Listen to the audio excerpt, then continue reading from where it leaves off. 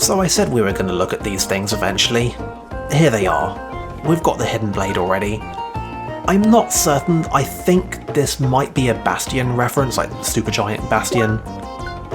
This one I don't think requires any introduction. I mean, it doesn't say anything about letting you, like, see through time with it, so I don't know. It does have cross counter, so that's nice. And then we've got the something Shindeu. You know how it goes. I don't have a great deal of interest in any of those weapons because we've got our double hidden blades. And I don't know why we would bother with anything else for quite a while. Cannot believe that you are not here to indulge in the equipment bolstered by the greatest protagonist of any JRPG in the history of mankind. Greatest protagonist? That is a bold claim.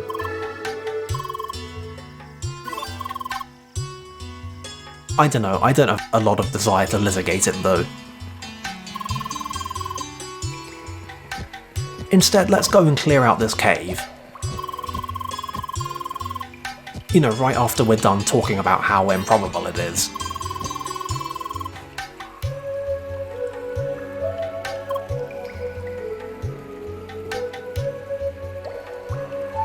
Yeah, he's still here. Anyway, there are a lot of sandworms, or as they're apparently called, Tims, in this cave.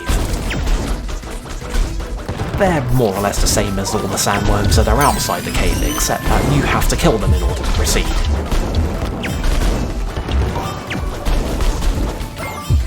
Accordingly, it's much easier to kill them now because, you know, we've got a whole area's worth of levels now.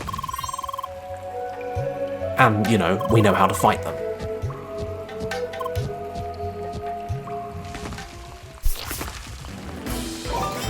Honestly, most of the variety here is going to come from terrain. Like, the enemies aren't really any different, we're just fighting them in slightly more interesting rooms. And by interesting, we mean obnoxious. Oh yeah. They're not so bad. The first couple aren't bad. There's like one jump. Yeah, the first one's not so bad. I think it's the last one, maybe? It's that, there's one that's coming up that's pretty awful. Well, this environment, you know, tends towards a culmination, like more or less everything else in this game. You can probably extrapolate where we're going simply based on this room.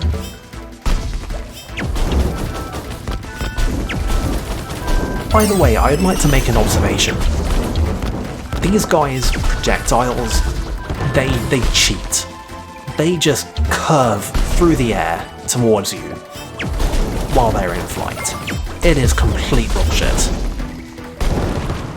This is a call-out on Tims.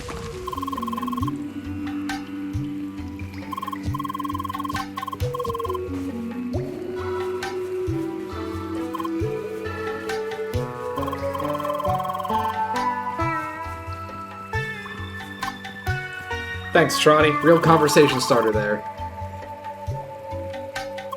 I can say with considerable certainty that this does not make me wonder about the anatomy of sandworms. In fact, I think I'm more certain of that than I have been about anything else in my life about which I have ever been to any extent certain.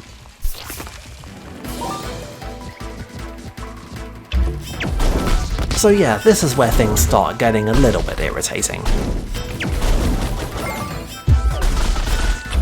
Now that I think about it, you actually can, like, hit them with trick shots, and it's surprisingly viable. It stops you from having to do quite as many jumps and getting quite as close to them. But that's not really going to occur to most people, given that they do actually give you that terrain to use.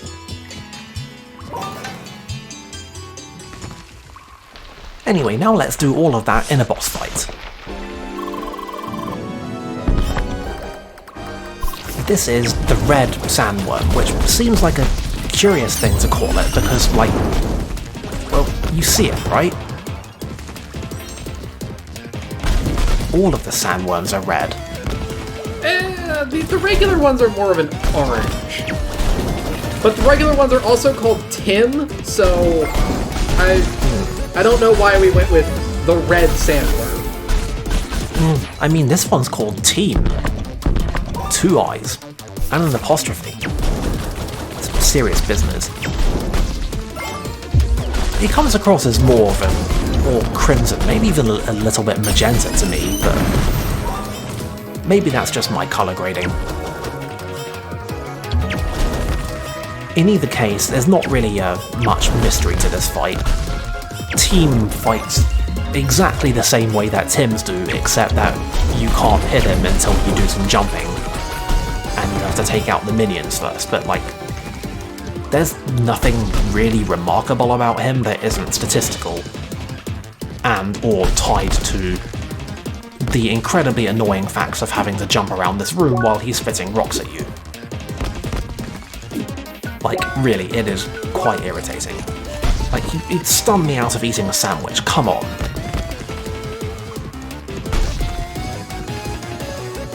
And look how much that curved. Like, you saw where I was standing when he fired that, and then you saw where I jumped to. And it just curves. Just cheating psychic fun.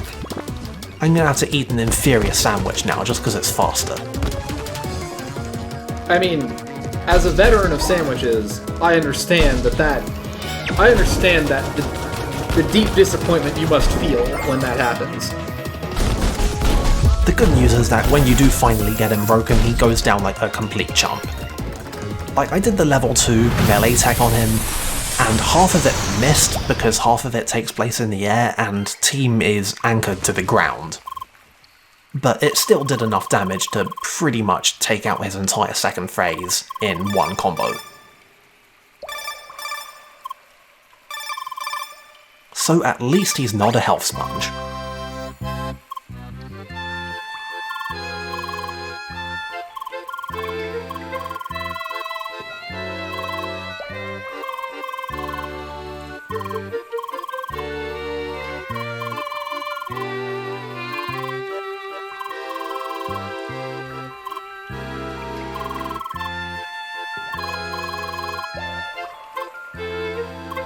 And do you think this is like the spacefaring future equivalent of like Netflix cheating? Like, man, you went an episode ahead of me. It's a deep betrayal. I appreciate that Trani is like, man, I kind of feel bad for going ahead for it, and Leia's just instantly like, no. No. Disregard Emily's feelings.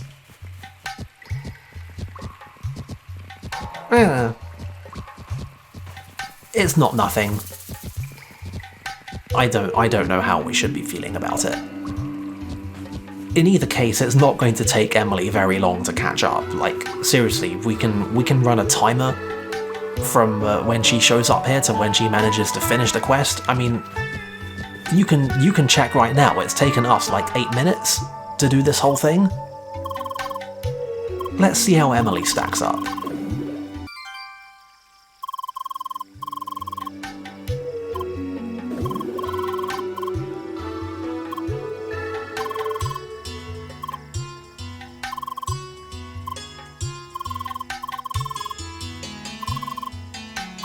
Anyway, this quest completion seems kind of convoluted. Like, we go and do the thing, and then the guy signs a pass, and then we go and give the pass to the Eldris, and then the Eldris gives us the shiny orb, and we take the shiny orb and trade it for the shade. It's just a whole mess of a thing.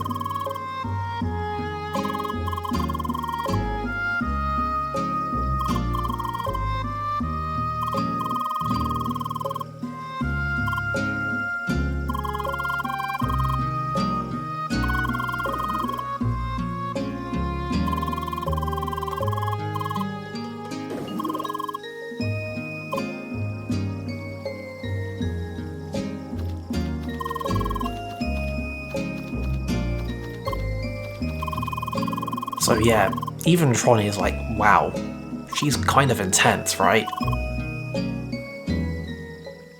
we're not just imagining it.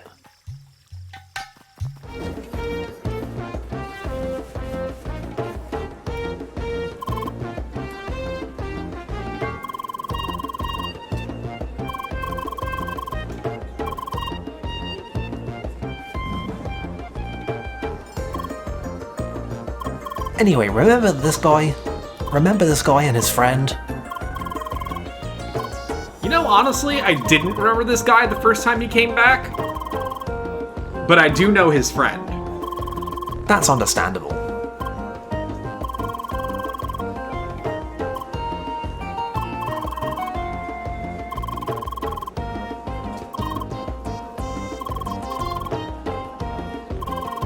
Yeah, Joan, your friend is a harasser.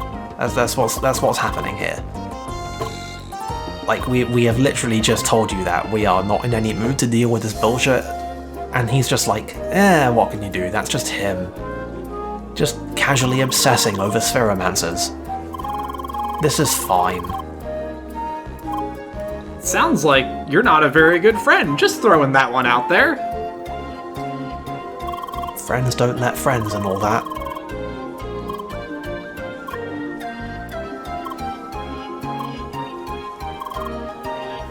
Anyway, yeah, well demonstrated, Leah. We can count. I mean, that said, that's just a palm. That's just a live long and prosper, and oh wow. Okay.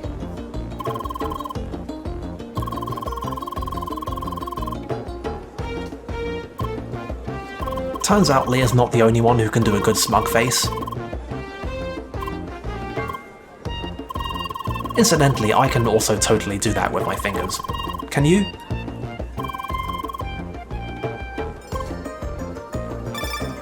Sort of?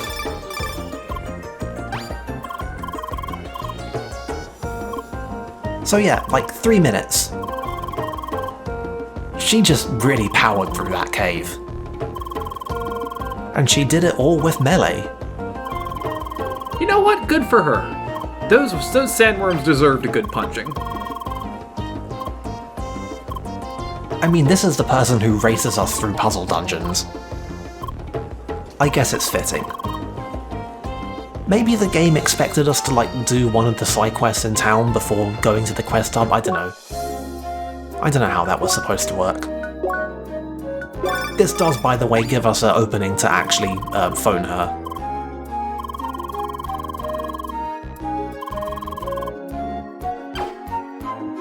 And you'd think we'd be able to invite her to our party since she's, like, literally now in the exact same phase of that quest as we are, but no.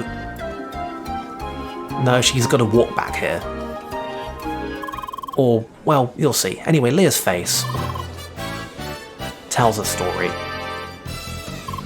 I'm pretty sure that's the face of literally everyone who is playing this game when this happens.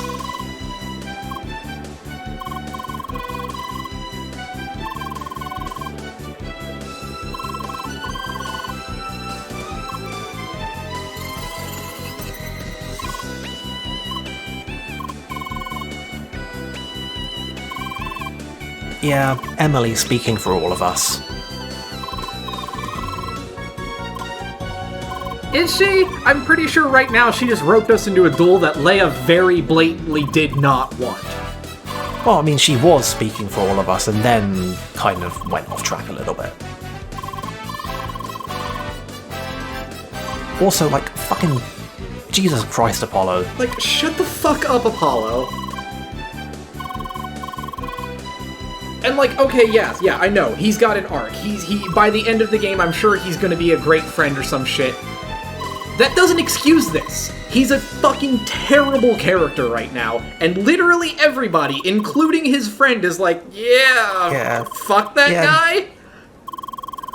Joan is enabling him a tiny little bit. You know, just a bit. But I'm glad literally everybody else is in agreement. But like, even Emily though, like, her reaction to him doing this shit is, oh yeah, Leia, that's great, you accept it, go kick his ass again. as opposed to the reading that Leia is very obviously in on, which is, fuck you, go away, stop talking to me. Yeah, it's a balance. Possibly not all elements of that balance were optimally maintained. It feels like to me, they wrote out Apollo's whole story and how, he's gonna get better and all of these things, but then, failed to weigh down quite whether or not anyone is going to care that he gets better because he's so awful at the start. Yeah. There's a whole lot of extent to which, more or less most people coming into this would have just, blocked him. Is that a thing you can do in this game? I mean, I fucking well hope so.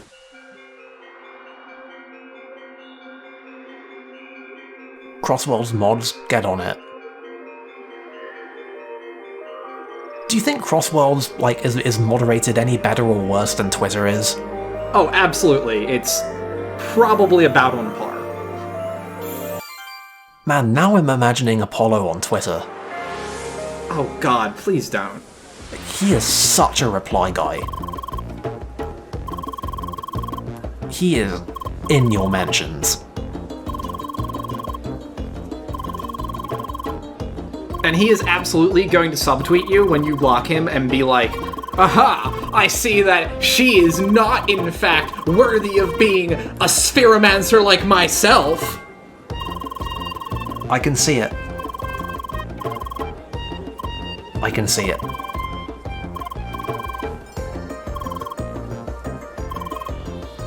But yeah, I don't get why the sand shade is just in this statue. I feel like maybe it just had to be in order to break up all of the cutscenes that they had to have all these little bits of progression going. I don't know. Anyway, we can now dismiss Emily and Tronny from our party. Why would you accept to hear unique direct link dialogue? You can't, have a normal conversation with people while they're in your party. You have to dismiss them first and then call them. It's kind of weird. But outside of this, literally, why would you ever not have a 3-person party? Come on.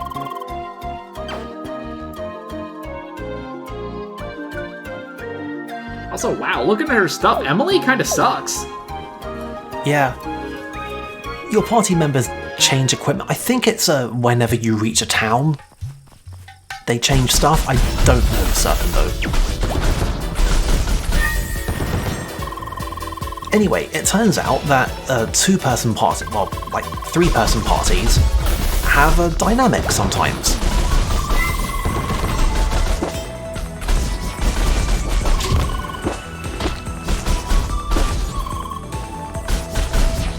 You know what? Same, Emily. Same. Yeah. Honestly, I'm fine with the party dynamics. Also, yeah, I just missed the ramp and just jumped straight off the cliff. It was very funny. But yeah, party dynamics. They're good. I like games in which the people you roll with just chat to each other.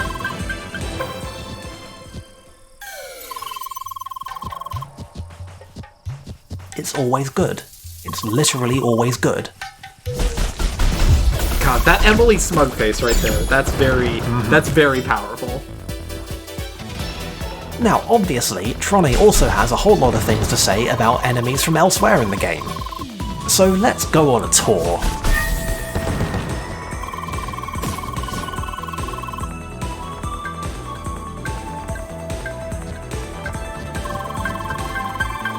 This one is absolutely written by a developer lamenting that they didn't have the time to go and implement that level of pointless detail.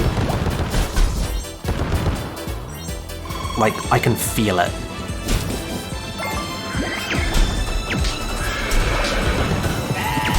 But if there's any one enemy that's just like the thing that he most wants to talk about, it's the seahorses in Bergen Trail.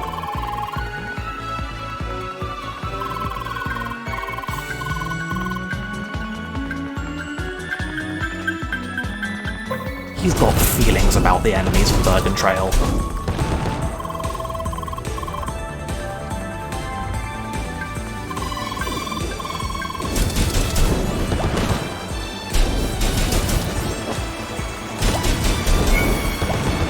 You know, I can definitely understand why he joined the Nerd Guild. Oh yeah, absolutely. Because he, of all the people there, is the one who most needs, like, to just get bullied and be like, shut up, nerd.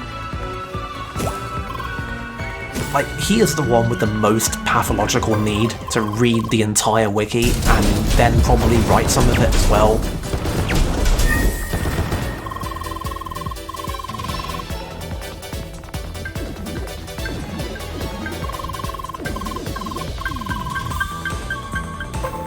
Like, do you think this is painful for him? Do you think it like actually hurts him to walk around and see all of this stuff that like doesn't make any sense and is totally inconsistent with science? I hope it does. I genuinely hope it does. Man. And I also hope that Emily like quietly shoves him off a cliff sometime and watches him respawn over and over. Man, that's mean. You're mean. Tronny's a good character. He's cool and good. He's welcome in my party. He can nitpick the stupid game as much as he wants, and I will listen to every word. I'm just saying, I'm decidedly on Team Emily in this case. Well, do you know what I think will make a great peace offering? Beating the shit out of Apollo. How does he even get up there? You're not able to get up there. Have you noticed, by the way, that Apollo always enters every scene standing on something high and jumps down?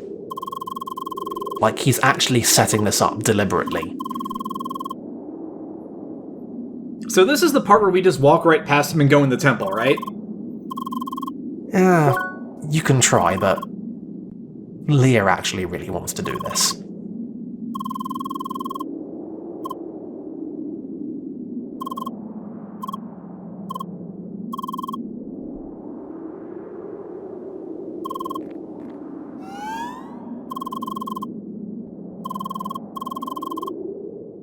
You know, he's right.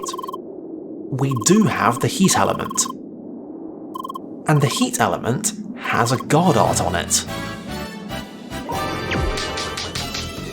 That's something I never really considered until this point. By the way, did you know you can use guard arts even when your guard broken? And did you know First Cut can crit? I didn't know any of those things until quite recently. Anyway, Guard Sphere is still as useful now as it always was. You can get a lot of good hits if you can just tank what he does. Or you can try and have a little fun. By the way, guard arts are also good for getting continuous streams of perfect guards on projectiles, it's great. As before, he keeps evolving the more you beat him. He's real good at dodging. If you want to hit him, you've got to bounce shots off the walls. That's how you do it. Also, you'll notice that he's been hoarding all his SP, and this is why. He's got Ashen Mine. We don't have Ashen Mine, I went with Crimson Strike. Anyway, you don't want to stand on those. I can imagine, but I mean, they don't look like they're that useful outside of like this sort of specific encounter. Anyway, if you beat him after having used a Recall Trumpet on him, he will get wise and he will start dodging it unless you use it at exactly the correct point when he's already committed to an attack. Like this. Absolutely clown.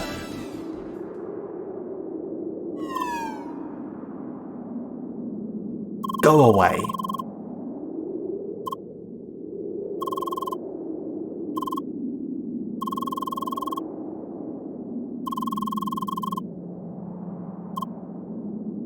Imagine writing a character whose character growth moment is, I suppose you deserve to be called by your name. Like, that's progress with him.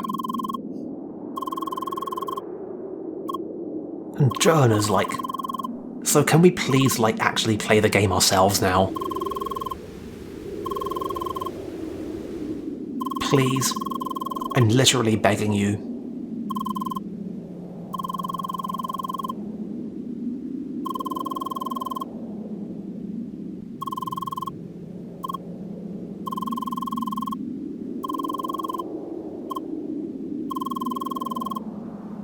So do you think Trani just, like, does these with a guide open the entire time?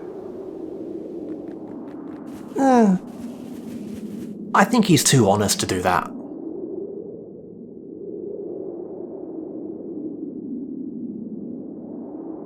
Anyway, this is a weapons-grade call-out.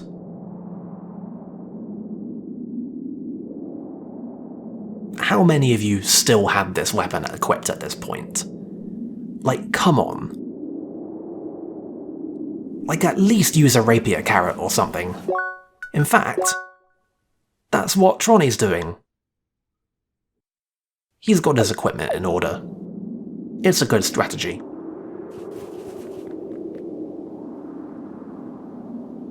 Technically, the upcoming temple is actually longer than Temple Mine, but for a couple of different reasons, it seems like it's a lot shorter. And you wouldn't believe how that can work out in both good and bad ways. But it does have a landmark in the middle that's like the designated, hey, take a break point. Because the developers are learning. That's always nice to see.